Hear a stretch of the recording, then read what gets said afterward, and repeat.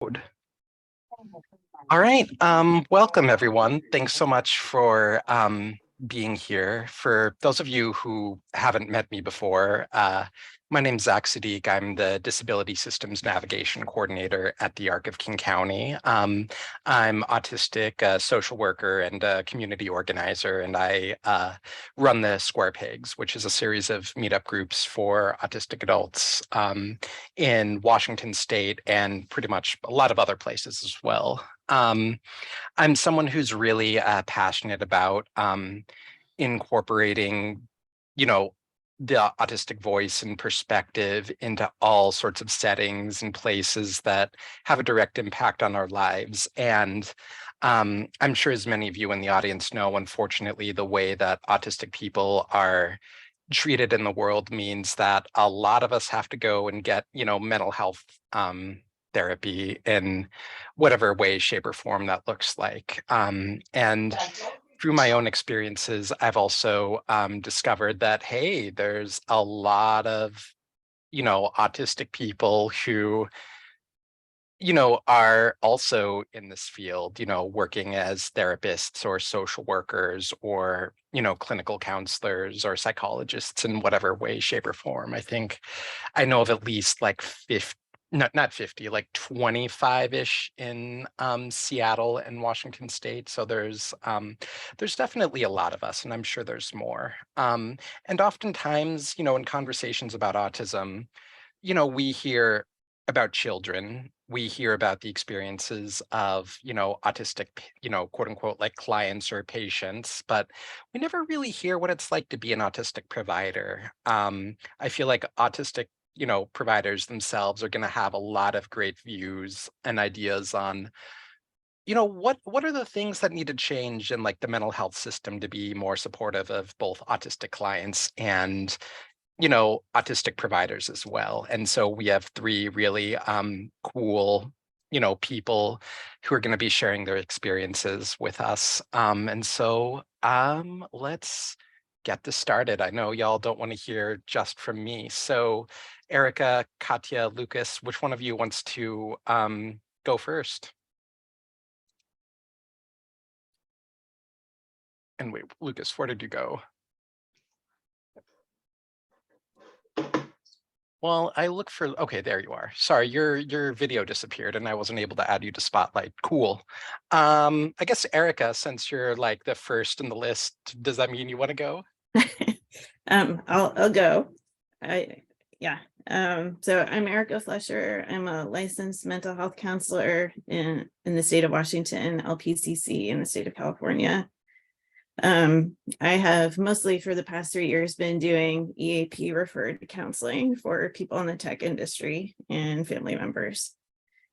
Prior to that, I did community mental health, and there was kind of a gap in the middle between doing community mental health in California and my current work, where I was kind of serving more as a community autistic advocate and mental health consultant for the school district where I live and for various city organizations and nonprofits, and also supporting my kid who's autistic. I'm autistic and ADHD as well. So, and I'm late diagnosis. So one of the questions was, how did you discover you were autistic? And Well, can we jump to that one next once Katya and Lucas have introduced themselves? Cool. Yeah. Awesome. So Katya, who are you and what are you doing here? Questions I ask myself in the mirror every morning when I wake up. So my name is Katya, she, her pronouns. I have a degree in social work, so I'm a clinical social worker, but I'm working as a therapist at the most disgustingly supportive neurodivergent agency I've ever heard of. I feel like I've won the lottery. So in terms of deciding to be a therapist, one of my friends recently mentioned that when I was in the 4th grade, I had expressed a desire to be a psychologist. And I'm kind of wondering how much of that was like, people are interesting, I want to study them, which isn't the least autistic thing I've ever heard. There was also, I think a lot of us come into caregiving professions based on experiences with our own families. And that was very much a role that I held in my own family, of witnessing a lot of turbulence and conflict, and also being around to kind of like bring people back to baseline after the turbulence and conflict, and just trying to understand my own family dynamics. So kind of a combination of like being just a nerd about human beings and having some personal experience and finding it meaningful. Awesome. Thank you, Katya. And I'll be interested to hear more about that. And last but not least, we have Lucas Harrington. Hi, I am Lucas. I'm a clinical psychologist at the University of Washington Autism Center.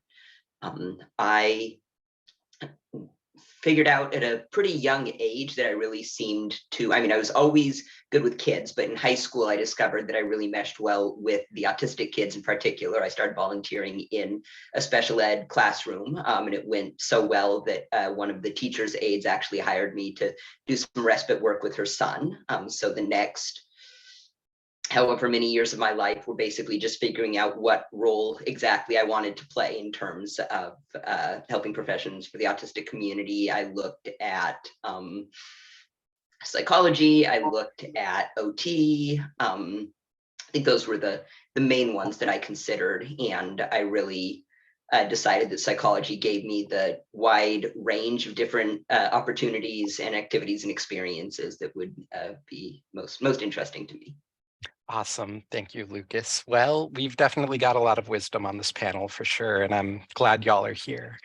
So before we launch into the questions, I just wanted to say to the audience, we want to make sure that this, what we're going to be talking about is as relevant to the world, the situations, and the contexts y'all find yourselves in. So if at any course during the presentation, like there's a question that pops up for you that you want the panelists to answer, please type it in chat. And, as we're going through the planned questions, we might jump to some of the audience submitted questions just to make sure we're being relevant to what y'all are curious about.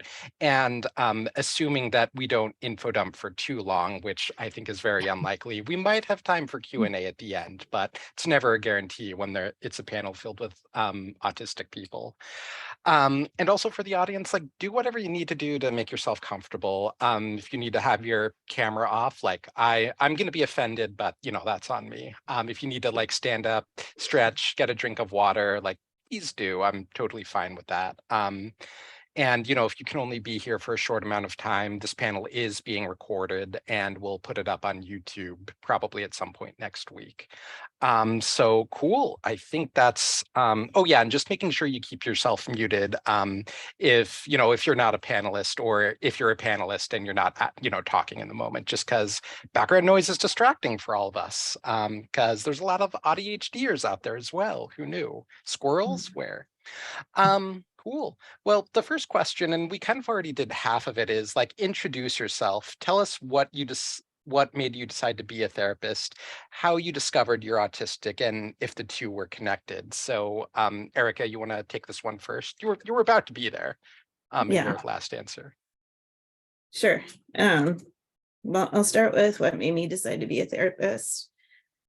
I think my story is a little bit like Katya's, where I was kind of the family therapist growing up from a very early age, and kind of constantly puzzled by human interaction in general. So some of my early special interests were psychology and cultural anthropology, read lots of novels, engaged in a lot of imaginary play, and was kind of always an observer on the edge of things. And kind of fast forward, I was an English major, kind of literature part predominated. I got a PhD in English, and I was a course director and a writing instructor in a big university program. I was at UC Irvine, and I was finding academia more and more kind of untenable in some ways, and was finding, kind of did a self-assessment, what part of my job did I like the most, and was office hours. And I was seeing a lot of mental health issues in the students and teachers that I worked with, and had my own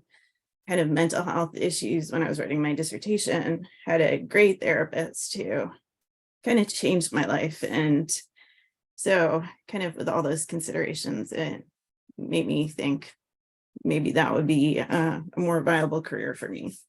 So that's how I wound up as a therapist.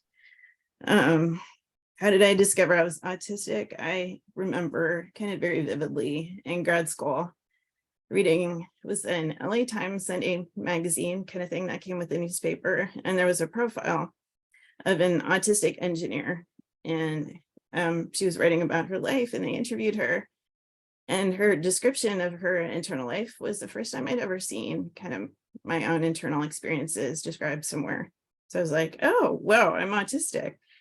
And I went to ask a psychologist, and he told me, I couldn't be autistic. I was in grad school. I had a boyfriend. I had friends. I could talk, like all these things. And I was like, oh, I guess I'm wrong. Flash forward to when I went to grad school for therapy, I was being taught from the DSM-4, which you might remember had a really, I still find the DSM lacking in terms of its description of autism, but it was way worse then. So what I was taught then kind of really prevented me from recognizing my autism. I diagnosed myself with ADHD, was told not to DSM myself in one of my classes. So I didn't really know for a while. Flash forward, I got married, had 2 kids. One of my kids was just having the hardest time understanding my kids' behavior and all the traditional parenting that I was teaching parents to do in the community mental health center where I worked were not working. And kind of eventually I wound up kind of doing research, coincided with us moving up to Washington and me stopping working for a bit because my license didn't transfer right away. And I realized my kid was probably autistic. I got her evaluated, found out she was ADHD too. And when we were going over the results with the psychologist, she did the assessment. When she was just showing us some of the stuff she did, I was responding so kind of viscerally, like to the stuff used to screen for like visual processing issues and things like that. I was like, oh my God, what is that? Put it away.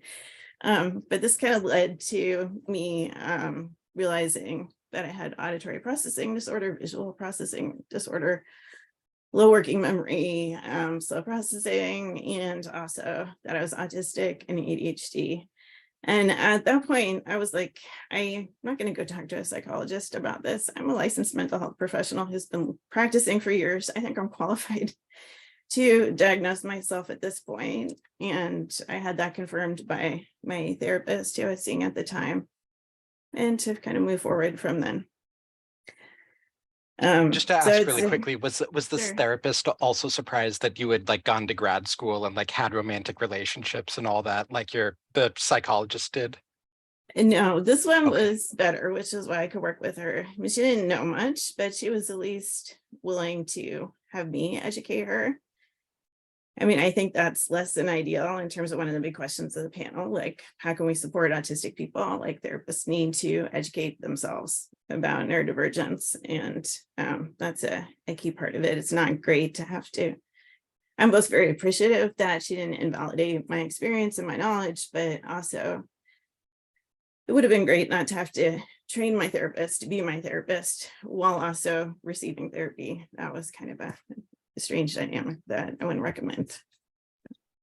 Yeah, for sure. And definitely one I've like run into my own, in my own personal life as well. And it's like, yo, why am I paying you $150 an hour when that's what I charge to do consults? Like what's going on here?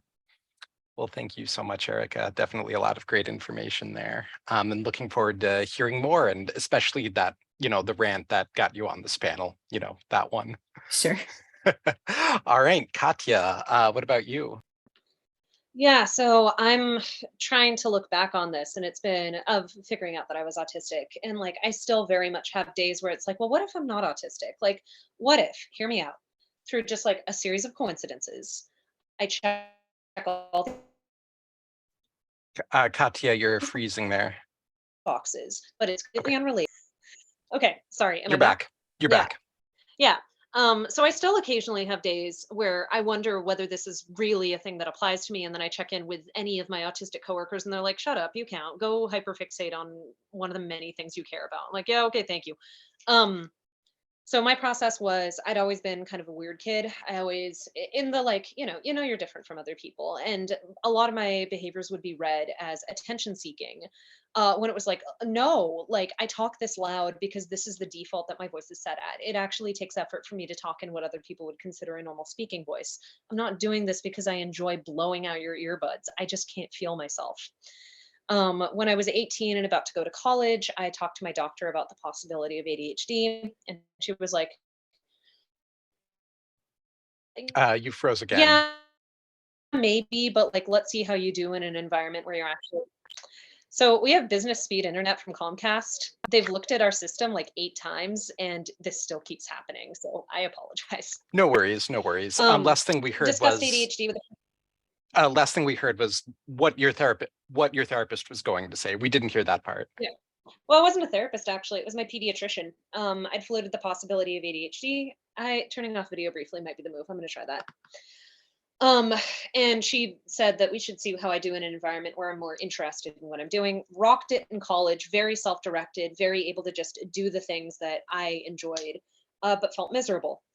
I was talking to a therapist at the time, and one of the things that I think is interesting is a lot of us kind of survive in this world by mirroring. And therapy is a scenario where you can't really mirror. A lot of therapists are trained to give you this blank wall. Okay, I'm glad it's going better. And that was viscerally uncomfortable for me. I felt this kind of implied social pressure to be doing better. So I would be like sobbing in the middle of a session. And then at the end of it, I would put I would like tie a bow on it. And I'd be like, yeah, but I guess I can appreciate the good moments too. And that's worthwhile. She'd be like, very good job. When I floated the possibility of autism to her, she physically recoiled. And she was asking what the function of that diagnosis would do for me, which is a common question, but I just remember her reaction was just such immediate rejection. My next clinician had started out his career as an aerospace engineer, so he was autistic as hell, and he clocked me. He said that I might not necessarily show up on all the assessments, but that I was autistic, and he pointed me in the direction of some affirming materials. But frankly, Zach, it wasn't until you clocked me as autistic that it really felt like something that I could be secure in. And just so folks know, like Katya and I were on like opposite sides of a large meeting room. There were like 40 folks in there, and like the second Katya starts talking, like my alarm bells were going off. Like it was a very strong reading. Well, what was funny was the same thing was happening for you, but I wasn't sure if I was reading you as autistic or whether my brain was just doing a like, now that guy I like. Where another part of my like I guess diagnostic journey was almost all of my friends are autistic, and for years and years and years I just thought that was a wacky coincidence. Yeah, and that's definitely something I've seen in so many other circumstances as well, where there's just like clusters of undiagnosed autistic people who either work in the same place or are just friends. And yeah, might do a panel on that later. So Ooh, glad you're here, Katya. yeah. Lucas, so what about you? Yeah, so I was pretty textbook in a lot of ways as a child. I think a lot of people look at me being high achieving now and assume, oh, you must have been a high masking kind of person. I'm probably not super high masking now. I was not remotely high masking as a young child. I was very precocious in talking big vocabulary at an early age, but no back and forth. If you wanted to know about cats or dinosaurs, then we were good. Their conversation was probably not going to happen. Um, I was not evaluated at that point. I'm not 100% sure why. It was relatively early in that kind of being in the public consciousness.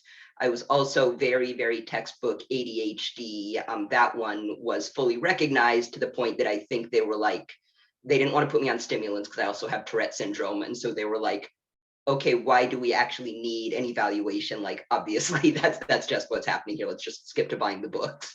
And so around, I think, junior high or high school, like my family figured it out. I remember my mom had the Asperger syndrome book and she like dog-eared all of the pages that sounded exactly like me.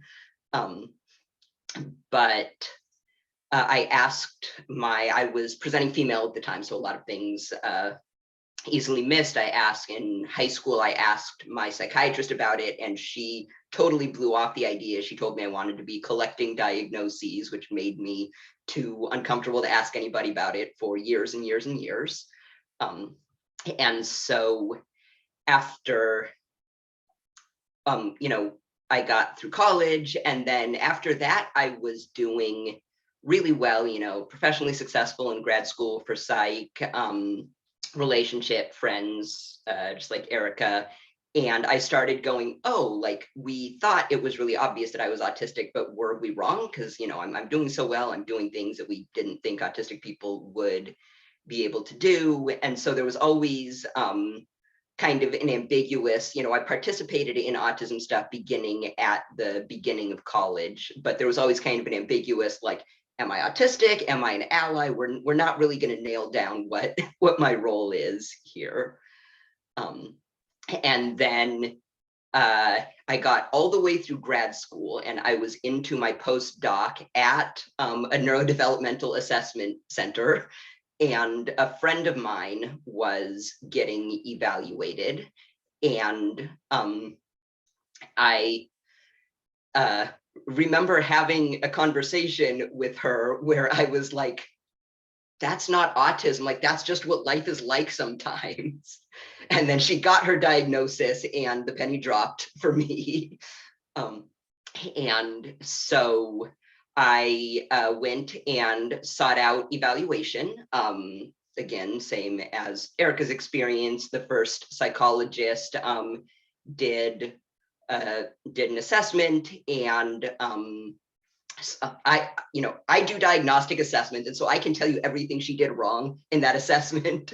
And this was already like the point where you were doing assessments, right? Like it wasn't, yeah. So you knew in the moment. Ugh. Yeah, no, we got into an argument actually about how one of the tests was administered. That is pretty diagnostic, by the way. If somebody critiques the test, that's usually a pretty strong sign of autism. But she said, oh, well, you have a sense of humor, you have a lot of empathy, you wouldn't be able to do humanistic psychology, you show emotion. And so fortunately, I'd just gone through grad school. I had a lot of psychologists who knew me very well. And so fortunately, some of them were willing to step up and say, she's wrong, you need to get reevaluated. And so I got reevaluated, and that person just immediately was like, yeah, that's there's no other explanation for what we're seeing here. And so at the actually, I went into the UW Autism Center. I needed to finish up my postdoc hours, and I went in saying, I just got diagnosed with autism. I want to bring in the personal perspective, the community perspective. And so we, really hit the ground running with that. That was a big part of my work there from the very beginning. Oh, yeah. One other thing I forgot to mention. The first time when I was interviewing for grad school, they asked me, what do you want to do in the field? And I said, I think I would really like to do like family therapy for autistic people, like helping, neurodivergent families understand each other. And they were like, okay, like that sounds good, but you really can't just do one thing. Like, what else do you want to do? And I came up with some other things on the spot. And I did end up doing a lot of other things. I did diagnostic assessment. I did a general private practice for internship. But now, more and more of my caseload is just parent coaching right now. And I'm like, well, okay, I have officially come full circle on this. Funny how that works, right? Yeah, and I've just noticed like there's just a way that like, autistic therapists who don't know they're autistic in the moment just find themselves like drawn to working with us. And it's always interesting to think about that and sort of like how that's happened to a lot of us. But also, Lucas, just the fact, I have a giant list of like, you can't be autistic because blank. And just like the humanistic therapy one is probably the most ridiculous one, like on the list. I just can't even. Don't know why the neurotypicals act the way they do. It's strange. So we're about a third of the way through our time. So I'm just gonna do something unexpected and combine the next two questions, which are, how has being autistic impacted you as a therapist, and how have you navigated disclosure with your clients slash coworkers? Since I'm assuming they'd be combined anyway. So Katya, you want to take this one first? Can do. So let's see. Sorry, looking at those. How has being autistic impacted me as a therapist?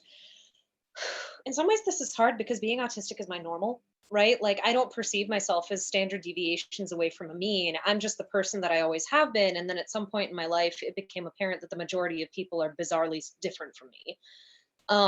So I see it because most of my clients are autistic and because all of my coworkers are autistic. I feel, again, disgustingly supported. I feel like I can attune to them on stuff that other clinicians might not be able to, just because I'm more familiar with some of the common pitfalls. I'm not going to say I'm like a mind reader or can see into your soul or whatever, but statistically, a lot of us carry stuff like trauma from masking or invalidation trauma, or being tuned out of our like reduced interoception. So a question like, how are you feeling? Like, there's more to unpack there than just how are you feeling? Like, let's talk about how feelings show up in our bodies and how they're different from other body sensations.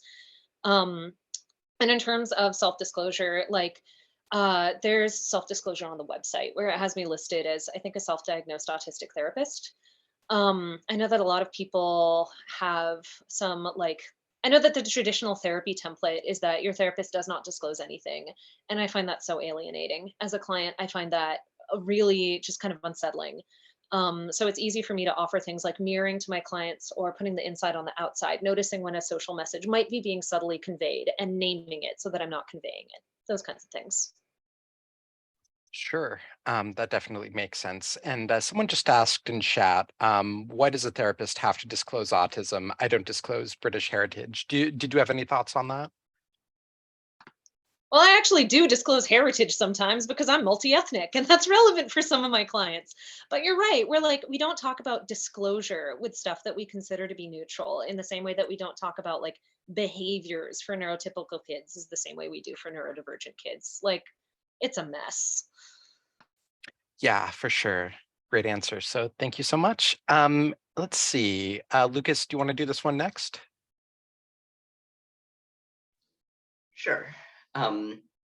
So yeah, I also think that it's helped to connect me a lot with, working at an autism center has been great. It's helped me to connect a lot with the autistic people who might not be used to a therapist getting them. It's also been helpful, I think, with some other groups and communities as well. Like, I really enjoyed working at Healthcare for the Homeless. I did practicum in a residential facility for people with psychosis and related disorders.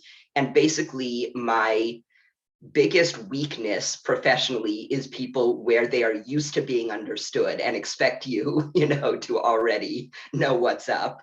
And I watched a panel that Zach did with some other autistic social workers, and one of them was talking about working in hospice and how families really appreciated that she did not assume that she knew what they were feeling. I think, we often approach it with that curiosity that people really appreciate, where we do not ever really know what people are thinking unless we have the discussion.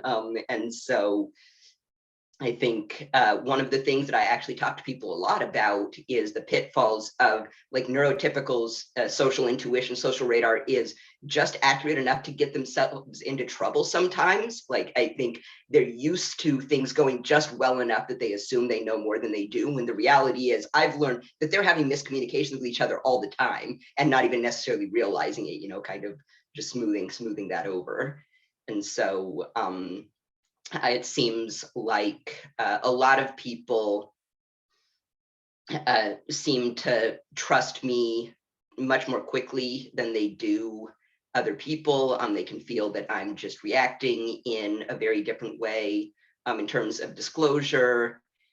Usually not necessary for a variety of reasons. One is, if you Google me, you will learn all kinds of things about me, about my autism, my personal life, my childhood. Also, when I do my diagnostic evaluations at the end, like when I'm talking about the neurodiversity piece, I'll say, you know, in case it isn't apparent to you, I am autistic myself. People are usually like, yeah, we picked that up. Like, okay, you know, occasionally people are surprised. Doesn't happen a lot, but I don't want people to feel silly if they didn't get it. But yeah, so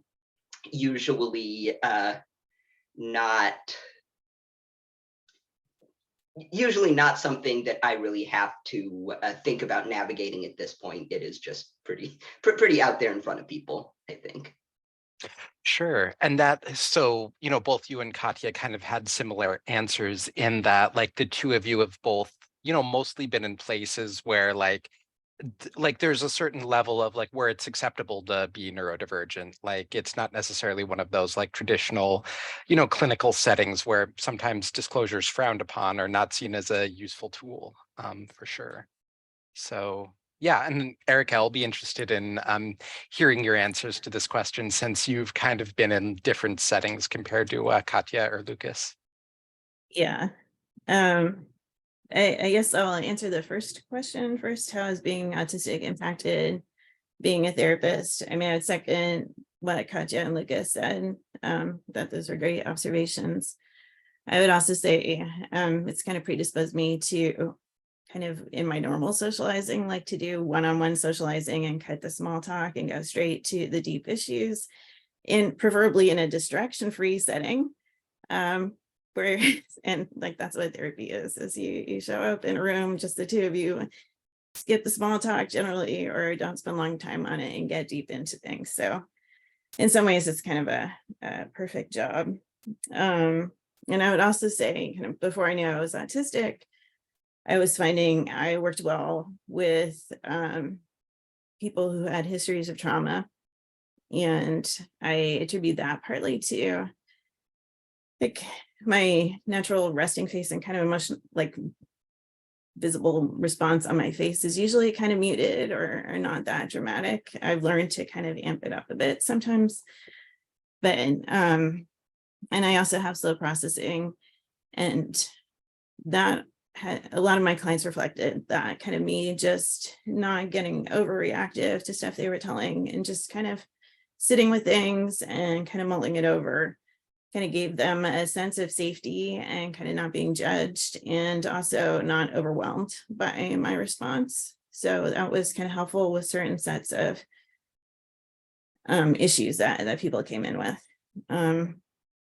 Also find it helped with the clients I had who had been diagnosed with borderline personality disorder. That was also a group I tended to click with. Later realized a lot of them were undiagnosed autistics. So that might not surprise some of you who are listening to this. After one, I would say it also has been helpful in that like I like to do a lot of research on my special interests, psychology, but also kind of all the things my clients are dealing with. So before I knew I was autistic, I just thought, well, I used to be an academic. Of course, I like to research stuff. Of course, I like to talk about it. I didn't quite fit in the community mental health center. They're like, oh, it's Erica with all her references and all her stuff. But a lot of my clients like that, made them feel like I was paying attention to them and I really cared, which I did.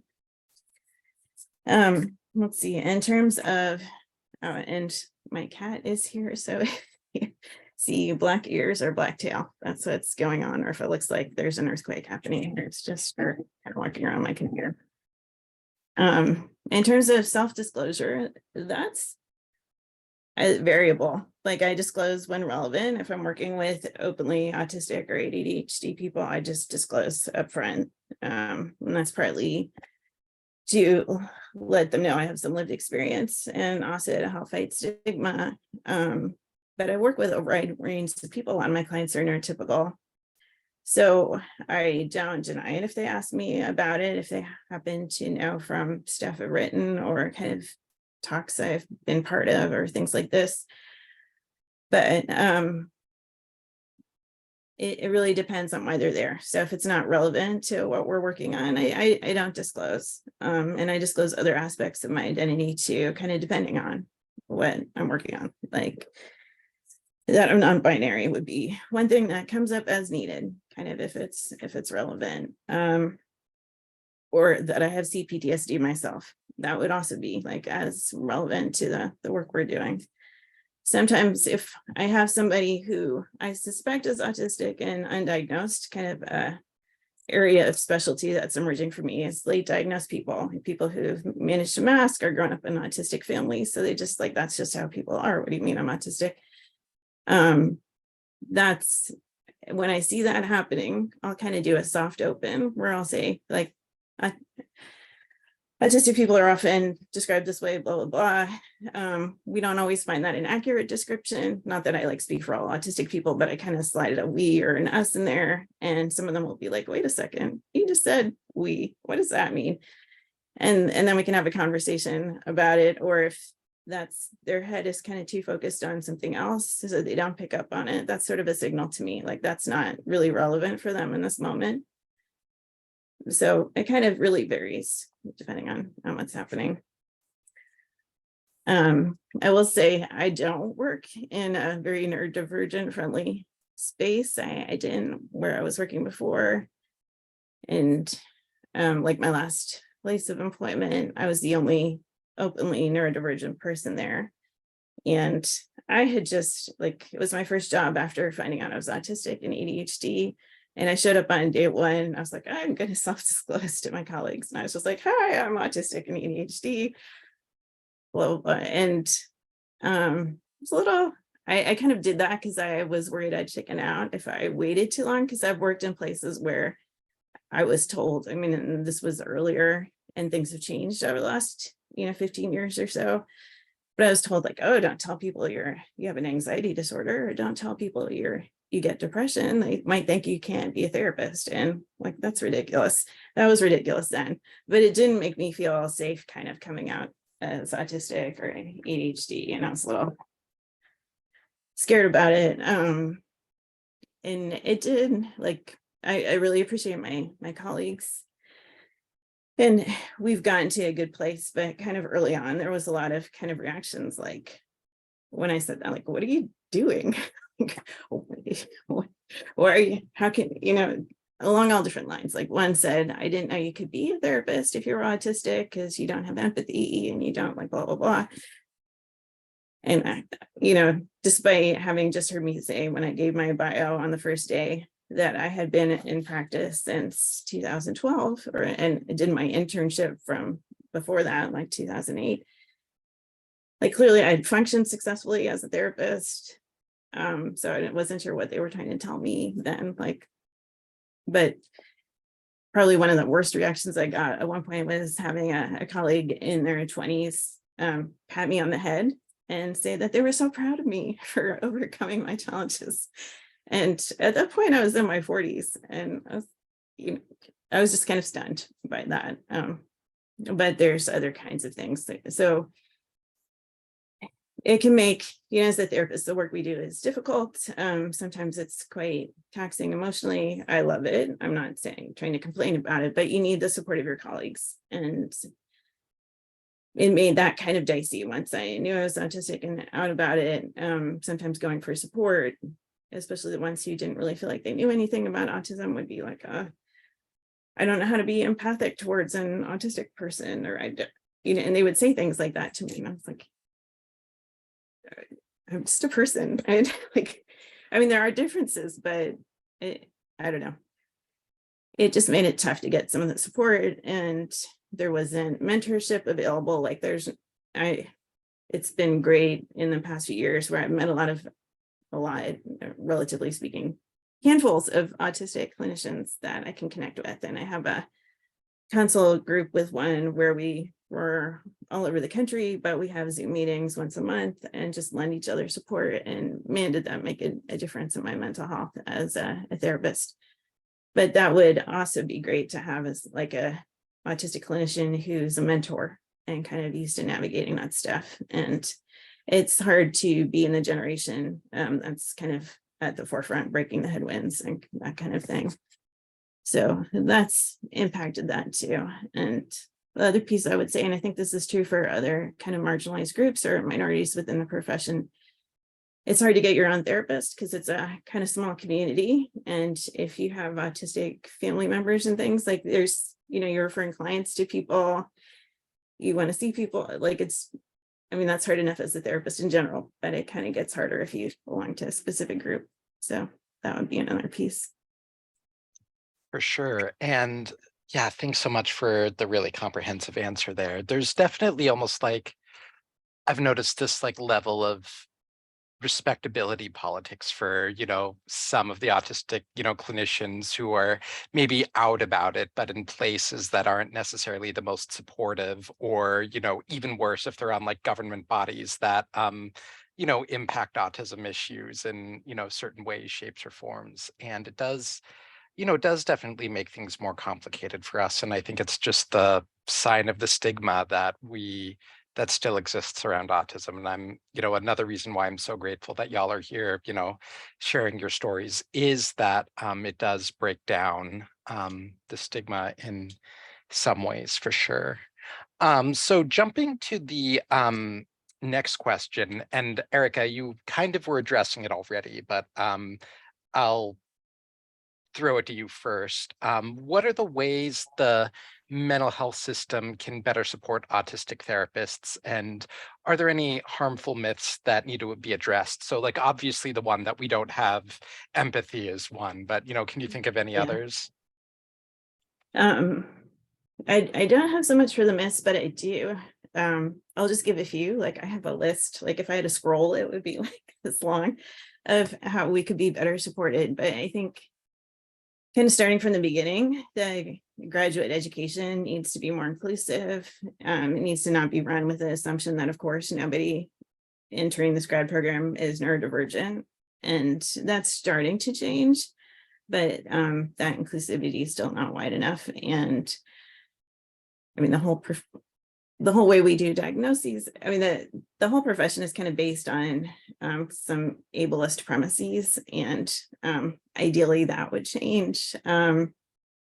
But even kind of just updating how we do diagnoses would be helpful. I think having internships and jobs, have it be a more standardized practice to kind of see who needs accommodations.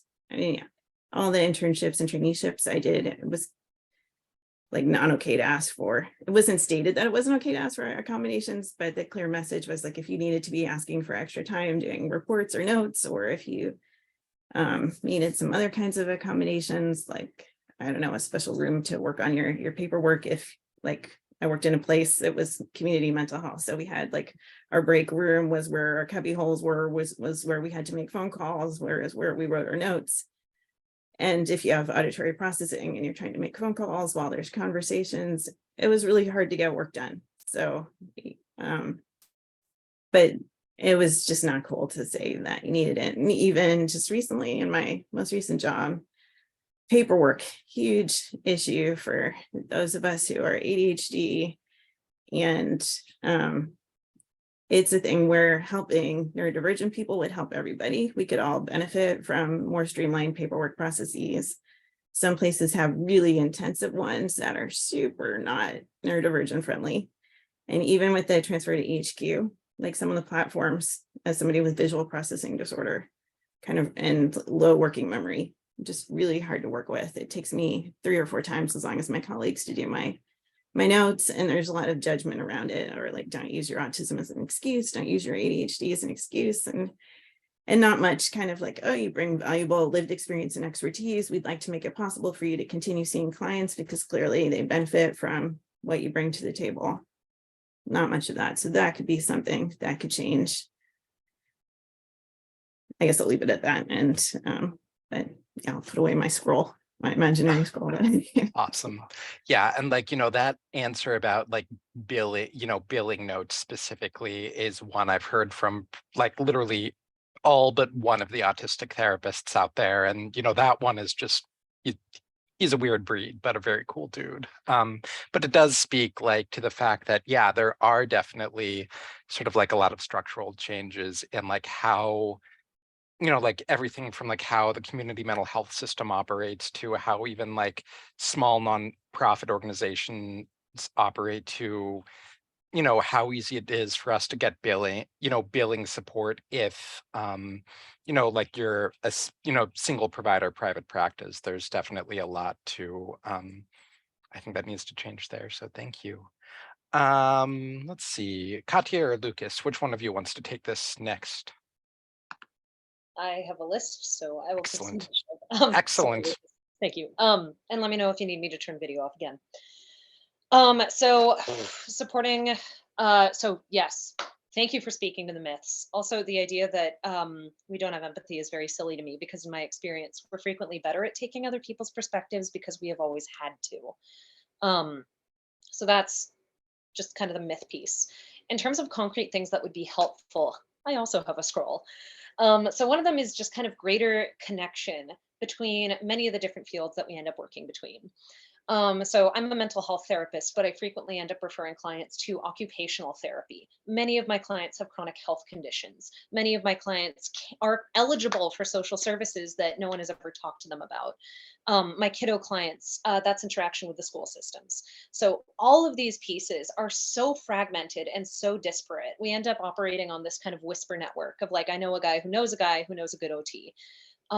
So just kind of more streamlining and more standardization and trusting that these other providers are going to be good to our autistic clients, and providing them with the support and the training they need to be good. So that's one aspect. Understanding the many different things that come with autism. Like if you look at the comorbid, side note, hate that word, death together, why? But if you look at the comorbid conditions, you end up with stuff like EDS, chronic health conditions, memory stuff, ADHD and autism are like cousins. So it's not enough to just address one piece. You have to have familiarity. Oh, that is better. Thank you. You have to have familiarity with this kind of broader spectrum of things that we are all going to end up interacting with. In terms of grad school specifically, I found it really frustratingly vague and unstructured. It would have been helpful to walk away with more concrete pieces of data, concrete exercises. I do really well when you can let me follow my own interests within a very structured template. Grad school kind of felt like the opposite, where the template was really unstructured, but the interests were, where it's like you have to write about social justice somehow. And I didn't enjoy that. But also one of the things that myself and my coworkers have run into is having our literal questions be interpreted as serving a social function. So if I ask like, why is this system like this? What I want to hear about is what led to the system being created, what factors might I not be aware of. But what people frequently hear is, I'm saying this is a criticism. Why is this system like this? I'm implying that it should be different. And then people get defensive. Understanding why we do things the way we do helps us remember more, and also draws our attention to places that can change. A lot of inertia ends up resting on like a few points which are immovable, but once you move away from them, there's a lot more flexibility. So I see new clinicians expressing anxiety about stuff like, I'm on a therapist forum and one person received the feedback that saying yeah in response to something that a client said would be seen as attuning with the anxiety. So like if my client says like, I'm really afraid of spiders. They're really scary. And I say like, yeah. Then having that be taken as like, I am endorsing that spiders are scary rather than this is me just making a listening noise. I think that some clinicians are coached to attend to just kind of these minutiae. What's your face doing? What words are you saying? How are you positioning your body? And those are much less relevant to good therapy than the rapport and the relationship you have with your client. And I think that gets lost. For sure. Yeah. Yeah, that's, well, definitely a lot of good ideas there. So thanks so much for sharing them with us. Oh, Erica, you have a finger raised, like you want to jump in really quickly. Yeah, just to tack on to what Katya just said, I think in terms of grad programs, like there's a part where you get trained and you do videos of you working with clients, and then professors evaluating that. And kind of in terms of like the stuff you're talking about, observing the minutia and that kind of thing, I got a lot of negative feedback about how I was working with clients during that period. And actually, I generally do very well at school, but I got bad grades for that one. And it would have led me to kind of leave the profession, except that I could see my clients were getting better and that they were appreciating what I was doing. I wasn't having problems in session, and I'm independent and rebellious enough that I was like, I don't know about this. And then I won an award for like best therapist of the group that I was working at. So I was like, okay, bad grade, bad feedback, clients getting better, but it was like there was very much one model of like, this is what good therapy looks like, this is how you interact with people. And there's definitely kind of, when I'm in kind of full on autistic neurodivergent therapist mode with my autistic clients, like our therapy looks very different than when I'm like kind of masking as a neurotypical person working with my neurotypical clients and doing the thing I'm supposed to do. And I consider that like professional range. It's not kind of inauthentic, but I'm meeting my clients where they're at, but kind of having a more expansive kind of understanding of what good therapy means would be an important part of making this more neurodivergent friendly, not autistic friendly. Thanks.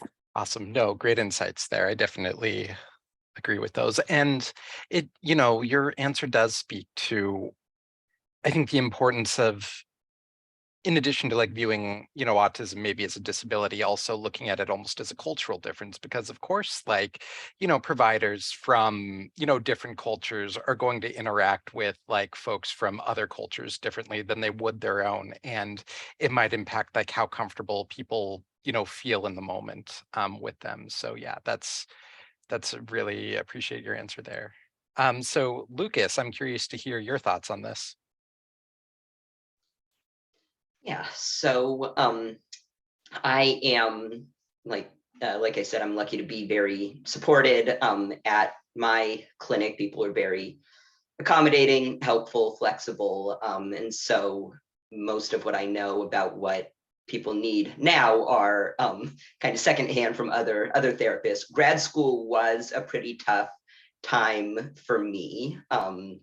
It was a really mixed bag. I had seemed like a lot of the more experienced professors really enjoyed me. I asked a lot of questions that were kind of out there, or challenged things they said, wanted to unpack some of the things. And the people where they were at the point where that was kind of a fun challenge for them seemed to enjoy having me in class. The people who I had no idea that the people that I was asking these questions to did not have answers for my questions. They, I guess, thought that I was trying to expose them and show them up. And so that could be kind of rough sometimes.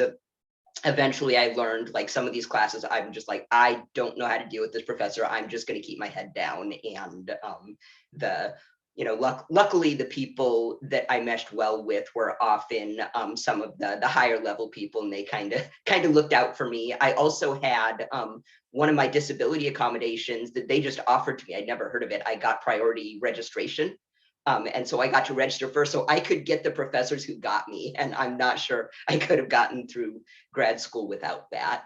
I was not diagnosed at the time, but I think some people definitely knew and approached it and were supportive from that perspective. So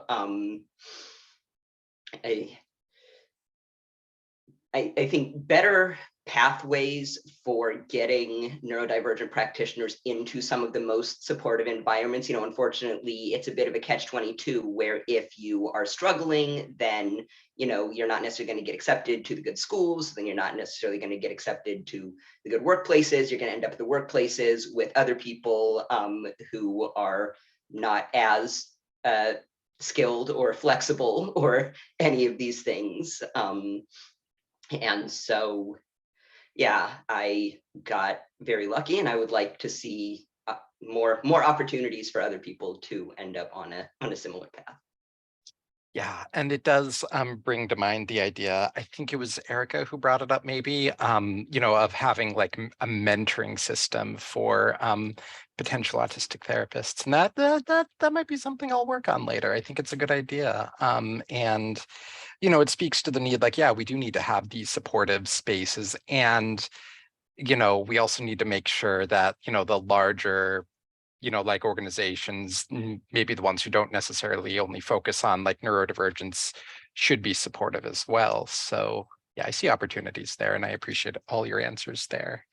And so we're actually going to pivot to one of the questions that people submitted before this panel. And that's, do any of the panelists also struggle with chronic illnesses, which commonly co-occur with ASD?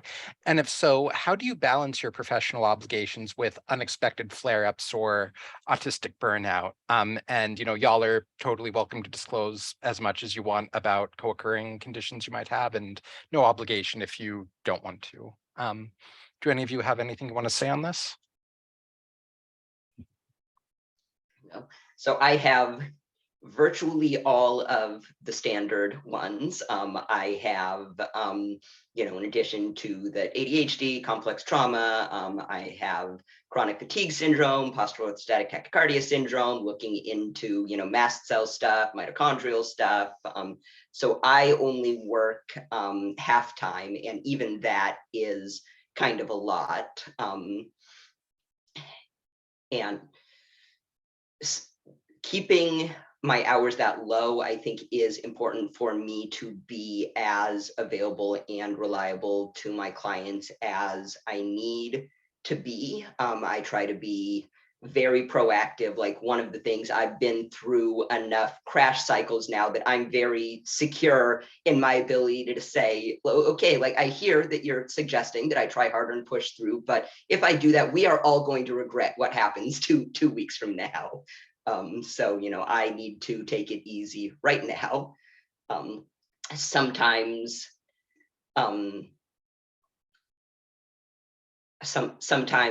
we'll do kind of more formal things. I actually took an entire month off to do physical therapy, and Katya actually filled in for me on one of my cases while she was a trainee. I try to be very conscious. In some ways, some of this can be a growing experience for some of the clients. It is an opportunity for them to build some of that, flexibility, cope with new things and everything, in a situation where it's not just me kind of paternalistically saying, oh, you need to be more flexible, so I'm going to change things up on you. It's me saying, I really need this to be different. I really need to change my schedule. I really need to miss this session. And, my clients are very understanding. We have very open communication. I have only, sometimes in a day, I'll be like, okay, I have energy for 2 clients, no more. And so who are the people that really need to be seen this week? And who are the people that can hold out? I have once even been like, okay, I wanted to check in because I know you're having a tough time. Is it important for us to talk today? Or, now that we checked in, can we wrap it up and I'll go lie down. I said, I have, enough in the tank to finish the session if that's important. Having, and that's, most of my clients are also neurodivergent, either because I'm seeing adult autistic people or because I'm a parent coach where the parents are also neurodivergent. So that's often great modeling for them as well. Like, I often have parents are late or they miss sessions. Sometimes they just completely forget that we're having a session. And I always tell them, like, how would I expect, I'm trying to teach you to be flexible with your kids. It would not be in any way appropriate for me to be inflexible with you when I'm trying to role model for you being flexible with other people. And so I think it just is a very different dynamic, being able to kind of prioritize things. Okay, what are the most important things you need to be on top of right now, as opposed to the more traditional, oh, you need to fit this very structured, rigid, predictable schedule. Sure. Yeah, great answer. And I never necessarily thought about the whole modeling component of this. And yeah, that makes a lot of sense, that it's a great way to just show, what can these concepts we're talking about sort of like in theory look like in practice, and like the interactions between the two of us. So yeah, really, really love that answer. And then it also brings to mind, like you said, yeah, a lot of the people you're seeing are going to be struggling with these same things day to day, or if they're not yet, they might be in the future. And so it is useful to have that sort of model or mentor for managing these co-occurring conditions. So really appreciate your answer. Erica, did you have anything else you wanted to add? I would second everything Lucas said, and I love the modeling aspect that you gave to that. And I would just echo, that's why I work part-time too. I think a lot of the jobs in therapy, for my specialty, they expect you to see caseloads of 20 to 30 clients or like actual sessions per week. And that's way too much. I cannot function even if I never took time off. So I see more like 10 to 15 people a week. And it really helped to have that. I just wanted to add that because it really helped me to see that normalized in Facebook groups for autistic clinicians and ADHD clinicians. It's like, okay, there's still so much, I have enough internalized ableism still that I was like, am I being helped to read Devin Price's book, Laziness Does Not Exist, and like follow nap ministry, or I think that's what it's called. But still, like there was a lot of internal work to do to kind of like, no, this is fine. This is what I need to do. And kind of remembering I'm setting, modeling for my clients, kind of how to take care of themselves too. Sure. Yeah, that's a great answer. Thank you. All right. So going back to the plan questions, the last one is, what are the ways the mental health system can better support autistic people? And we've talked a lot about how it can better support, autistic therapists. And I guess with this one, I was just wondering for, autistic people receiving services themselves as clients. So do y'all have any thoughts on this one? And I know we've kind of already talked about it a little. Quit telling ourselves we're diagnosing ourselves off TikTok. Where I've had some clients who have just had these really intensely negative experiences where it almost seemed like the provider they were talking to had a reaction to them, like, I don't know, claiming to know more than them or something, where curiosity was immediately shut down, and the provider seemed offended. So I know that in any kind of person-centered work, we're always talking about what work we need to be doing on ourselves. And I do think that there are a couple of I do think that there are a lot of areas where we need to notice when we're having big reactions to clients bringing stuff up and whether there's a pattern there and what actually is happening when you feel the need to raise your voice to a client who just expressed that they see similarities between themselves and their autistic child. Sure. And your comment about like the whole self-diagnosis, like TikTok phenomenon is like, I too have seen a lot of folks like talking about it on, online, but they've never really like shown examples of it. And so I'm always wondering, like, is this just happening and I'm not seeing it in my own work, or is it just like something, they're making a mountain out of a molehill? Yeah, and the So flip side is I have heard almost no conversations about times when we read writings by people who do not have diagnoses that we attune with. Like I spent a while on a community for people who were experiencing intense paranoia and delusions, and I did not walk away from that feeling like, oh yeah, that's totally me. Like, no, that only happens when something is actually resonating. for sure. And yeah, I mean, I definitely have seen some folks with like other neurodivergencies like ADHD or, maybe like brain injuries who do say that they relate a lot to like what autistic TikTokers are saying, but like they've also said like, it doesn't completely speak to them and they know like they can tell that there is a difference in those experiences. And so, yeah, I really, yeah, it's, yeah, a lot of interesting sort of ideas as to like why people are assuming that this has been happening, for sure. I think, I mean, just speaking against that idea that people are just doing that, is that a very common part of the process of self-diagnosis is feeling like an imposter, that you don't actually, I mean, like you were mentioning earlier, Katya, like, that, am I really autistic? Am I just imagining it? Am I just, that's a very typical phase. And if you were just kind of hearing it, like, oh yeah, I guess that's me, you wouldn't have that phase of questioning it. It's usually like deep questioning, a lot of research. But there's a certain, I don't know, it feels somehow connected to something I heard also as an autistic therapist around non-autistic therapists, was kind of the phrase, when you're a hammer, everything looks like a nail, kind of got made. And I was like, what are you trying to imply here? I don't think everybody's autistic just because I'm autistic. I don't think everybody's non-binary because I'm non-binary. Like there were And I was like, what they weren't asking was like, as a cisgender person, do I think everybody's cisgender? Well, actually you do. That is a bias I see all the time. Or as a neurotypical person, do you assume everybody's not autistic? Generally speaking, yeah. But there wasn't like worry about that bias. But there was a lot of worry about like, oh, you're from this marginalized community. Maybe you're kind of assuming everybody's like you. Like, no, my whole life has been alienation and feeling different. I'm definitely not going in that direction. But it's almost like concern trolling. And that's sort of I would label that as a microaggression or something. Sure. Like, yeah, I do usually think that people are genuine when they're bringing this up, but I have run across a few folks who I think are just quote unquote concern trolling as well. Lucas, like you and I have spoken about this a bit, and you've told me you've told me your thoughts on this. So I'm curious to hear what you have to say. Yeah, I mean, we're doing that panel this month on supporting people who are self-diagnosed or wondering, the Autism Center has taken an official position supporting self-diagnosis just because it is, I mean, it is so hard for people to get good evaluations, and my experience is that it is overwhelmingly accurate.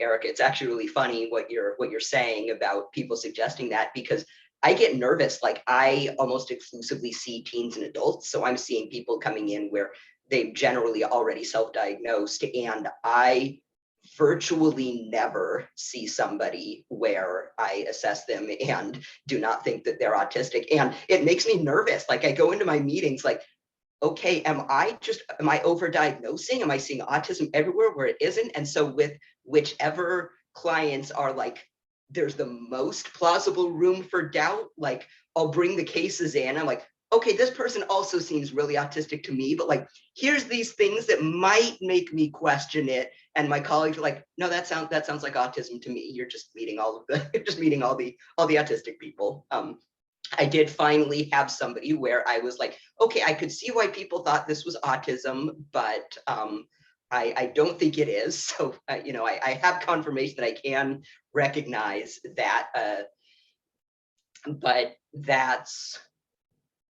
it is, I always say it is so rare for somebody to think that they're autistic, and I disagree. It is a million times more common where they think they're autistic. I agree that they're autistic, but they're having trouble getting other people to take them seriously. Right. And like, how large of a sample size would you say you're talking about here in terms of like people you've evaluated over the years? Oh, between my assessments and my personal life, we're dozens at least, if not hundreds at this point. Yeah, like for me, like, for those of you who don't know, I run a series of meetup and support groups for autistic folks, and I've easily run into hundreds, if not thousands of us at this point. And, out of the like thousands who have told me that they've self-diagnosed, there's only like 2 or 3 over the past like 7 years where I've been thinking like, no, this isn't autism. This is totally something else. There's maybe been like 5 or 6 who I'm just thinking like, maybe it's a TBI or maybe fetal alcohol spectrum disorder. But it could definitely be autism too, on top of all of those. Yeah. And I did have someone where they self-diagnosed and I was not really sure about it. Like I said, I would be surprised. And they got an official diagnosis. So I was just wrong. I was surprised. I was surprised that was true, but I believe it. The assessor had information I didn't. So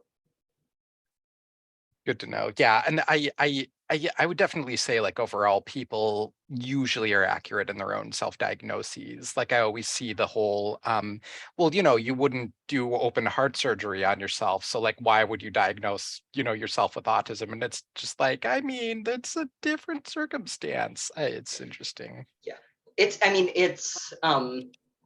It's one of those things, like I think it's also hard to tell, hard to explain sometimes to people why I can be like very confident from a small sample size. But like if your arm is like this, like you don't need a doctor to tell you that you have a broken arm, that you're not being inappropriate by going, hey, I think that's not how those arms usually are. For sure. Totally. Awesome. Well, sorry, go on. Whoever spoke. I was just going to say, I see some of this overlapping with the kind of the bias in the field against kind of listening to autistic people about their own experiences. Because it's something I thought about over the past few years, is like when people tell us they're depressed, we don't go, well, I don't know, I think you just saw a TikTok about depression, now you think you're depressed, or that you saw that about anxiety. Like, we tend to give credence to that if somebody says, yeah, I have these obsessive tendencies. But when people are saying they're autistic, all of a sudden we're doubting them. And so I felt like that inconsistency was important. For sure. And I mean, I've definitely noticed, like, you know, like with autism, it's one of the, like with depression, like pretty much anyone can experience depression and they can relate to it. And with autism, you can't necessarily really relate to the true personal experience unless you're autistic yourself. And I've noticed that there's two ways this can go wrong for folks. The first is, like, if they're not autistic, they're not going to understand our own experiences. Or if they are autistic but don't realize it, they're just going to think that, like, these experiences that everyone is describing through the self-diagnosis process is something that everyone goes through. And oh, I can think of a lot of folks like that for sure. One thing I want to add, sorry, Lucas, do you want to go first? Yeah, just real quick. I wanted to say, so other people are not very accurate about recognizing autism. So when people are sent to me because their therapist thinks they're autistic, or the teacher or whatever, people, anytime there's sensory issues, people from the outside think that it's autism. And so the takeaway I've gotten is there's a lot of things that can look like autism from the outside: depression, anxiety, and so on. There's not a lot of things that feel like autism from the inside. I really like that framing of it. Yeah. I guess the one thing I want to add is, could we talk about how when we talk about diagnosis, a lot of the time we're talking about a couple different things at once. Like, I have a social work background, and a lot of social workers, when they're billing to insurance, like, I don't care what Aetna thinks about my client, unless my client tells me to do otherwise. I'm going to put down a diagnosis, which I know we're going to be reimbursed for, and figuring out what diagnosis and identity fits is a longer process. So I've got a lot of clients with adjustment disorder. And that is really common for social workers in the field. So that's diagnosis as a box that we check for insurance companies. Diagnosis is an administrative thing. There's also the idea of diagnosis as what is actually going on with you. And I think that's more of the framework we're operating from when we talk about autism. But there's also this third, which is kind of this more social model, where I see people in the chat talking about, like, well, is autism even a disability, or have we just conceptualized it as that? Like, diagnosis itself gets into some, like, semantic and philosophical stuff. And a lot of the time when people are talking about it, it's not clear which specific frame they're coming from. So just wanted to add that in there, that things are subjective and much wobblier than a lot of the time we treat them as. Right. I definitely think that, like, autism is, in some ways, it is a very intersubjective experience. Like, there's a group of people who sort of, like, drew the line between, like, this is what autism is and this is what autism isn't. And, they were respected enough to have that line, drawn in a book that, like, all the therapists use. And then it's, the way that all the therapists reading that book are going to see where the line is drawn is going to be different. And so you are going to get, like, different answers from different clinicians about whether the same person's autistic or not, or if it's just, oh, they're just making it up and being histrionic or, like, borderline or something like that. And so, it does, yeah, like, in some ways I'm glad there isn't an objective measurement for determining if people are autistic, because then I totally see, like, cures happening. But then in some ways it also means, like, you know, BIPOC autistic folks who aren't men are Mhm. probably going to be the ones most harmed and most impacted by this. When people want to know what I'm thinking with an assessment, like, I have told people, I'm like, I cannot promise that I'm going to be able to check off, like, all the boxes for an on-paper diagnosis, but, like, you have the vibe, you belong in the autistic community. Like, you're definitely right about that. And some of the problem is the diagnostic criteria are often based on autistic people not being accommodated properly and supported properly, and autistic people with chronic stress and trauma. And so, I mean, that's where some of the late diagnosis people I work with come to, where they just happened into a career that really supported them. And maybe they grew up in a neurodivergent family that did a great job of supporting them, or lived in a small town where there wasn't a lot of like sensory input or that kind of thing. And so it can be hard for people to sometimes recognize themselves as autistic using the established criteria for them. Mhm.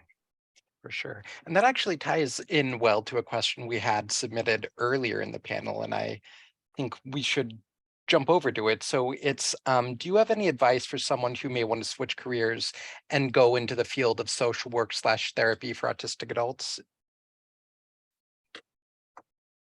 I will copy it in chat if y'all want to think of an answer. I think for me, my answer to this is, like definitely making sure you've talked to like other autistic folks who work in the field, hearing from us about what it's like, hearing, what are the things we're running into either with the stigma or just like the barriers in terms of like schooling, or the barriers in terms of getting, the right supports and accommodations, and knowing, what's going on in your own life. Do you feel like you're in a good place to be able to make that transition, or, you can transition in a way that will make the landing as soft as possible? And, do you also have the money to be able to like make this, career change? Like, grad school, costs for social work is probably one of the lowest out of like all of the other professions, but it's still a relatively large sum. So you got to make sure you're ready financially for that, for sure.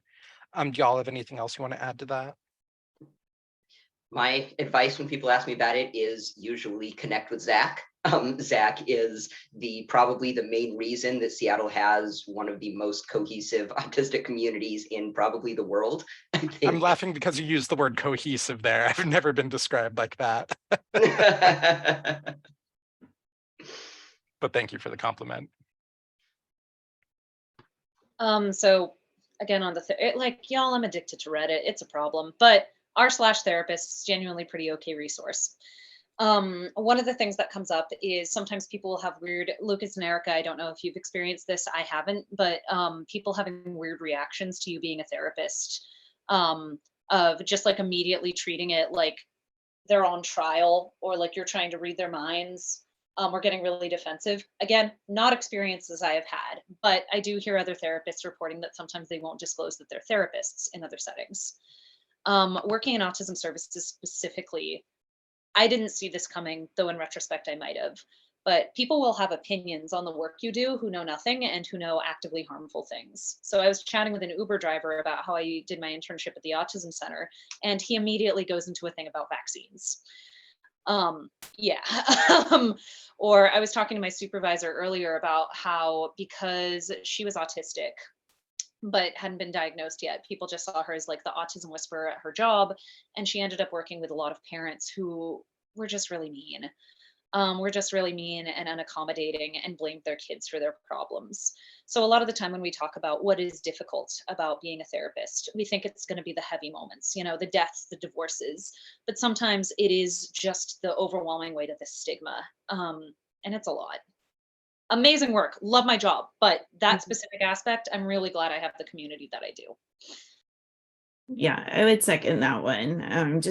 There's almost like the minority stress model, like you encounter the stigma in the stuff you're studying, you encounter this casual stigma from professors who you otherwise admire and think are great, and fellow students, and then when you go into the field, your colleagues, lots of whom are lovely people. But I almost found that like more difficult, because there were people who I'd be getting close to and kind of feel generally supportive, and then they throw out some comment about like how much they loved watching Love on the Spectrum, and wasn't it inspiring, all those autistic people trying to find love, and boy, we're rooting for them. And I'd be like record scratching stuff, like I was relating to you and now I feel so othered. No offense to people who like that show, I just don't. I need condescending, I guess. But yeah, that's stressful. And yeah, working with families who have so much antipathy towards, like, have kind of framed the autistic person in the family as such a problem, and that wears on you over time. So like really making sure to take care of yourself and have autistic colleagues, even if you meet by Zoom with people across the country or kind of connect over social media. That's a really important source of support. For sure, it is. It just speaks to the fact that, like, you know, when we're doing this work to create systemic change, we do need to be in it together, and we need to jump into, you know, we need to support one another through this. It does make the sort of like emotional burden and just the emotional drain a lot easier to balance. And you won't be thinking like, am I just crazy, you know, for feeling this way? You know, am I just the one who is like out of touch compared to everyone else who thinks the same way? Like, what's going on here? So it really, like, it is so much more affirming to have that community. So totally. So we have about 9 minutes left. I do see some questions in the chat we can answer, but I'm wondering if anyone in the audience has anything they're wanting, you know, they want to ask right now. And you can either raise your hand or type it in chat.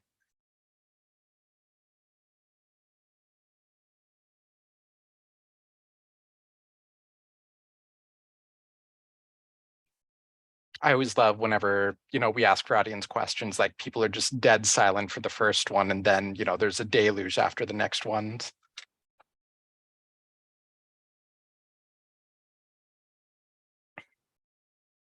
I guess while people are thinking, do y'all want to answer really quickly? Like, do you conceptualize autism as a disability or a different set of abilities? For me, I'll say it's definitely both. Like, you know, autism does not impact people the same way. So there's definitely some who, you know, even if society were structured in a way that is more supportive of autistic people, would still, you know, be disabled, whether that means they're non-speaking or whether that means they have other co-occurring conditions that impact them. And then there's definitely others who I would say are more disabled just by the fact that, like, this, you know, the world isn't, you know, as accommodating and as supportive. And, you know, through the whole vein of the social model of disabilities, it means we end up becoming, you know, being disabled by, you know, societal norms and all of that. So I think my answer is it really depends. Do y'all have any thoughts on that? I always say that, you know, that's not different from most disabilities. Like, you know, if you were in a fully accommodating environment, if you're blind or have no legs or so on, then you also, you know, your environment can be changed to remove a lot of those barriers. And so in general, I feel pretty, when people really push back on the disability framing, that makes me feel uneasy about what they think about other people with other disabilities. And so, you know, a disability is basically, you know, there are differences. I talk about, I have lots of differences. I am, you know, good at algebra. I have had perfect pitch as a kid, but those differences did not require accommodation for me to be successful, whereas my autism does. And so that's what makes it a disability. You know, my little saying is always, you know, disability doesn't mean that there's something wrong with you or that you can't do things. It means you deserve credit for the fact that you're fighting an uphill battle in this world that's not you know, a good fit for your brain and or body. Yeah, one of the things I think about a lot is the historical context that we're in. Like, I have remarkably bad vision, but I'm wearing contacts, so you can't tell. And social norms have changed, where a few decades ago, when I was wearing glasses, I might have gotten teased and called four eyes. And like, that's just not really part of the social scripts of where I grew up. But if I grew up 300 years ago, well, then I have remarkably bad vision and I have chronic allergies. So I would have just been read as sickly, and it would have been real rough for me to get married. And that would have been pretty much my only career prospects in life. So, like, we already have so many examples of more of the social model of disability, or what it looks like when things are accommodated, already getting destigmatized. So that is one aspect. And then I'm also seeing a question in the chat. Oh, a few questions in the chat. Okay, cool. Yep, I knew this would happen. Do y'all have anything else you want to say on this, or should we jump to the questions? Okay, I'm assuming the silence means let's jump to the question. So first question is, what type of therapy would you recommend for ASD/CPTSD issues? I'll just start by saying I honestly think it's more about the therapist than the specific therapy you're getting. Like really most, if not all types of therapy can be useful for autistic folks if the therapist has the right mindset and understanding and sort of like set of personality traits that mesh well with you. In terms of like specific therapies I've heard be the most useful, behaviorism definitely has had a negative impact on us by far. There are some circumstances it can be useful. I've heard good things compared to the other ones. Like I've heard good things about dialectical behavior therapy, but it does depend on the specific group and provider you're with. But I hear the least complaining of it by far compared to the rest, but I also know it's one of the rarer ones out there. So I'm not sure if it's just sample bias or not. What do y'all think? I largely agree with that. I mean, there's like I integrate a lot of different approaches. Somebody just said NARM. I love NARM and SE. So somatic experiencing, I'm assuming somebody means. I mean, I use CBT and a lot of people don't like that for autistic people. I think it's like, depends how you use it. If you use it as just one tool amongst many and kind of take it in the context of like some things exposure actually makes it worse, not better. And you can't just change your thoughts and everything's magically better. That's why you need things like somatic experiencing or EMDR or NARM is neuroaffective relational model. Sorry, I'm getting distracted by that, which I'm just learning about. I'm not a trained practitioner yet, but I would love to be. But yeah, I think the relationship with the therapist, and does the therapist like believe in CPTSD? That was one of the other things asked about in that question, and understand it. And if you have lived experience too, and do a lot of reading and work around it, that helps so much more, I think, than do you subscribe to a certain theory. And I think another thing I would say is I'd be wary of somebody who was just about one theory, and that was like the whole way they do their practice, and you have to follow certain kind of protocols, and it has to be very kind of regimented, even though that might be appealing to aspects of one's autistic side. And for some people, like the more structured approach can be helpful. But if somebody's too all in with one approach, I get kind of worried that they're not going to be able to deal with kind of the layers of what's going on, because we usually don't get there from one thing. And like, even if you're treating autism, it's in a context of lots of different aspects of who you are and your experiences. So you need multiple things going. I do think that there is a place for the people who do the one thing, in that some things really benefit from like a very specialized manualized treatment. That is not what I do. Most of my individual therapy clients are not going to do homework, are not going to, go through the modules. And so I do very flexible, I use some CBT tools, I use humanistic tools, I use the relationship as a major piece of it, but I do not do the trauma treatment myself. That's, the processing, the EMDR, all of those things. I, will tell people, like, you can have your regular therapist that you have, the holistic view, the important rapport and everything. And then you do like the short-term thing where you just go see the OCD guy for, the exposure and response prevention, or you just see the EMDR person to tackle that specific thing that needs that, very specific neurologically focused treatment, and then go back to your regular thing. I'm just really hoping there's a clinician out there who's billing themselves as the OCD guy. What has been helpful? There are actually. Yeah. Oh, I'm so glad.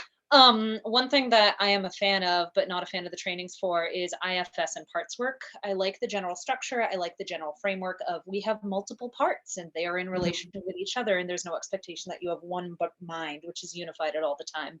But some of the trainings do go into that culty kind of like, learn how you can permanently cure IFS forever, and are cure complex trauma, not IFS. So that is a modality that I think it's useful to be familiar with, but not to run too far with, and to use as part of other techniques and tools. And I just want to oh, say thanks, Lucas. I totally agree, and I overstated my point. So thank you for saving me, like a post event, at 2 a.m. in the morning or something. Like, I can't believe I said that. Yeah, I mean, sometimes, and I do that too. I refer out to people to do EMDR because I'm not trained to do that. And yeah, totally support that. Can mean more the overall case conceptualization. Yeah, I mean, I think you're definitely correct that you should not be rigid if your client is stuck with you. Like, if you're the only person that they can see, if they can come to you for, I just want to do this one thing, then that's fantastic. We need those specialists. But if you're the only person that they can see because that's the only insurance they're taking or what have you, then it is really important to be responsive to where they're at right now. What treatment is right for this person at this moment in time. for sure. Well, we're about 1 minute over, so I just wanted to thank you all so much for your willingness to be vulnerable to the 36 people in the audience and sharing your, wisdom and expertise. I wish we could have more time for this, but I know y'all are seeing clients potentially and may need to jump to that. So, to the audience, thank you all so much for being here. We're going to post this on YouTube within some point next week. And if I have the time, I'll email y'all the link, but I'm doing billions of trainings next week. So we'll see where my executive functioning is. Our next panel is going to be May 9th, and it's going to be on the different cultural perceptions of autism. So I know a lot of y'all have already signed up for that. And if you haven't signed up for it but are interested, please feel free to do so. So until the next panel, hope y'all are doing well and good luck out there. Bye, everyone. Bye. Thank you.